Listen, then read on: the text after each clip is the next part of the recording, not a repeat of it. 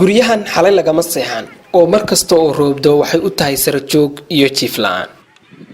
Samsam Xasan Bishaar waa hooyo kaligeed 4 caruur ku haysata boosashkan bacaha ka samaysan oo ku yaal duleedka magaalada Garowe ee caasimadda Puntland. waxay inoo sheegtay in 3 habeen oo roobabkani deegaanadan ay maashayeen ay iyagu soo jeedeen. muddo 3 habeen anagu biyaha waa dhex jiifnay. bacalaan baan haysa kaamka yagana waa ableen karsan yahay kaamka waxa loo keenaa muddo hadir bisha hadda ugu dambeysay dadku waxa loo keenay laakiin anaga loo ma keenin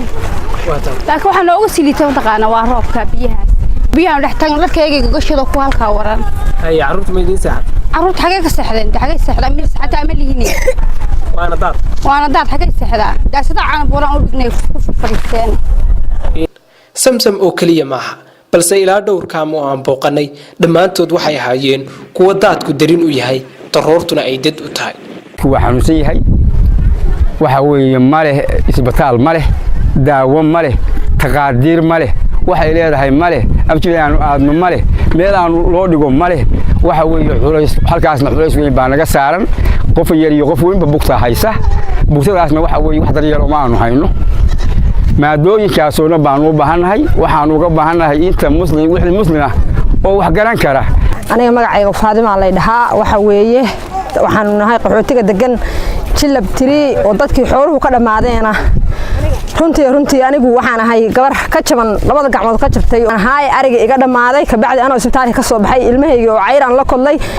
hameenka xalay ahaa iyo hameenka hameen hore ahaa labadaba waanu yaabnay xalay aniga ilmo yar iyo hameen horeba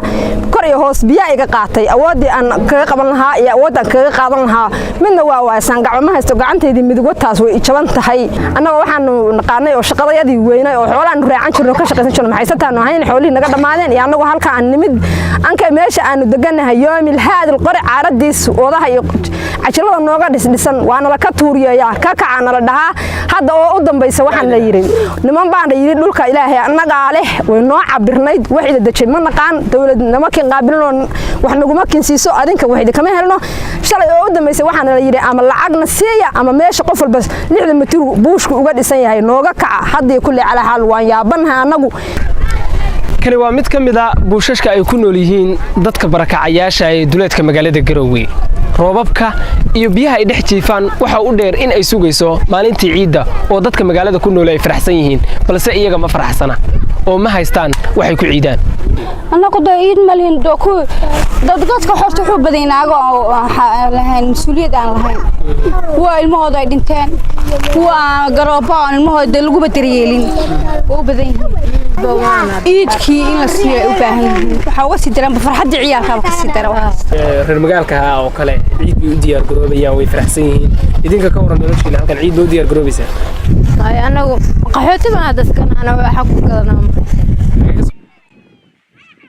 dadka jilicsan ee barakacayaashu ay ka mid yihiin dhibaatooyinkoodu kuma eka xilliga roobka oo kaliya balse waa kuwa markasta ay haysato hoy la'aan iyo hunguri la'aan. Maxamed Salix, SBC, Garowe.